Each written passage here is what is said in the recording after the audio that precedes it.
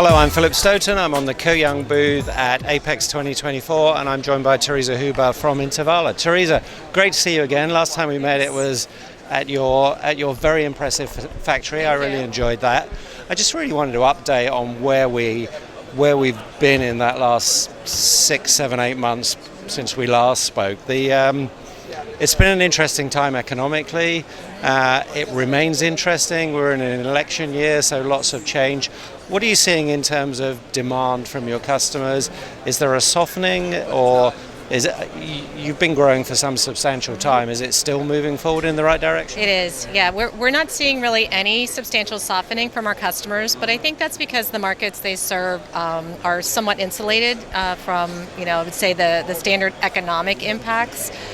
We do have a sizable amount of defense business, medical business, and very high-end industrial business, and really none of that is impacted by the economic factors. Yeah. So when we look at global geopolitics, one of the things that has as an element of it is unrest in the world, and that is actually obviously creating demand for defense business. That seems very sustainable at the moment, but it's also creating an environment where people are thinking more about where they actually have products manufactured. What are your customers telling you in terms of that? Is it that they're maybe returning stuff from overseas, or are they just not shifting it over there as quickly as perhaps they used to in terms of volumes? Yeah, I think both. I would say, and I think there's certainly still an aversion to China in a lot of the work that we're doing. People are maybe a little more open to some of the other, offshore options out there. But I think still an aversion to China. Most of the work that we do really isn't appropriate for offshore, and so we're seeing more and more opportunities for folks that don't want to be reliant on a very long supply chain and some potential geopolitical risk there. Yeah, and speaking of supply chain was a big issue when we talked 6-9 months ago. Everybody had got too much inventory. Some of that inventory bubble has perhaps moved through and reduced, and the supply chain's easing a little bit. What are you seeing in terms of that settling down? Yeah, overall it's easing. I think I would support that statement. But there are still a number of unique components that are constrained. Inventories are coming down. We're able to manage through that. But especially unique semiconductors, different microprocessors are still very constrained, and it just takes one of those, and then you've got a problem. Yeah. Shortage of parts is one thing. Shortage of labor is something that people are concerned about as well, particularly in the US, where we're seeing growth, and that growth is at risk if we can't recruit talent. What do you see in your region, and how are you combating that talent issue? Right. Everyone struggles a bit with talent. Our team, we have an internal recruiting team of, 4 or 5 full-time people, and all they do is basically recruit. They've been pretty successful through some creative, strategies to get us talent. We continue to try to recruit the best people and retain them. We also have poured a ton of resources into internal training programs. So we're going to hire folks, especially for direct labor jobs that maybe don't have any specific, machine operation experience or anything in the industry.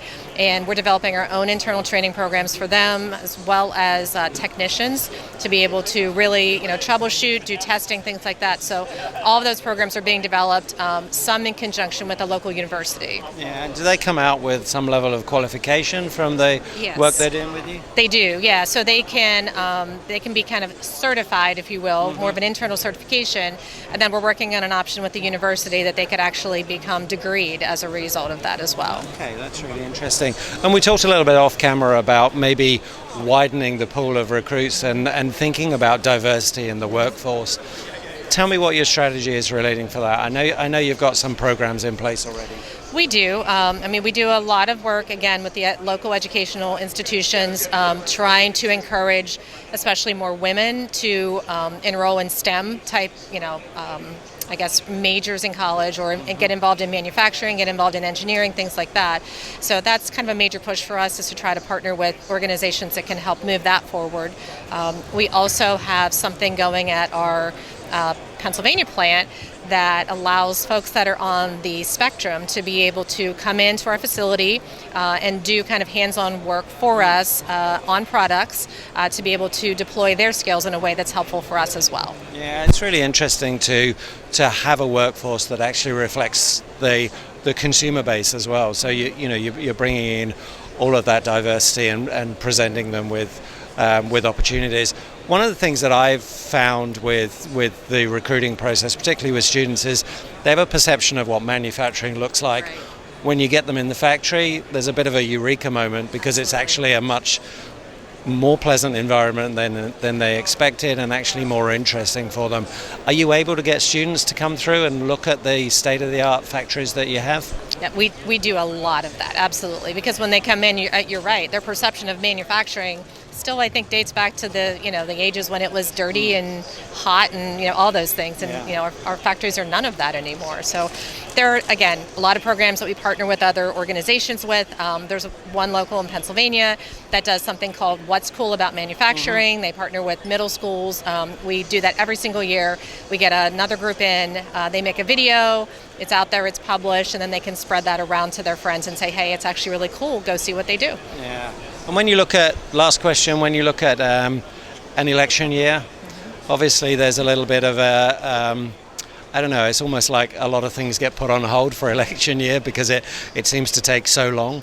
Are there concerns there? Is there anything there that concerns you, or is it like business as usual and we'll deal with whatever comes down the pike? Yeah, I think we take more of a business as usual approach. I don't think that will influence our business tremendously.